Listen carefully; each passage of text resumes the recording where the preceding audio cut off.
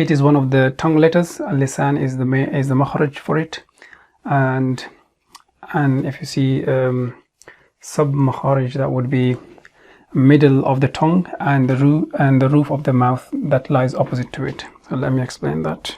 Okay, so middle of the tongue, we have this is the middle of the tongue, okay, and the roof of the mouth that lies opposite to it. So the roof of the mouth that lies opposite to it, okay, so that would be the makhraj. Similar here, middle of the tongue and the roof, that's middle of the tongue, and the roof of the mouth that opposite to the middle of the tongue. Okay, again, so it's middle,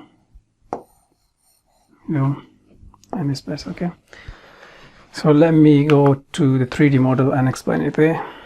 Okay,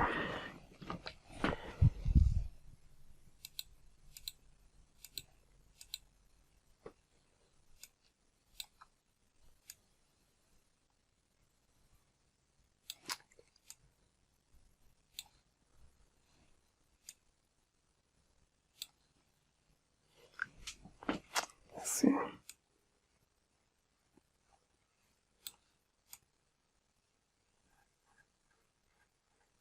Okay, so that's probably better.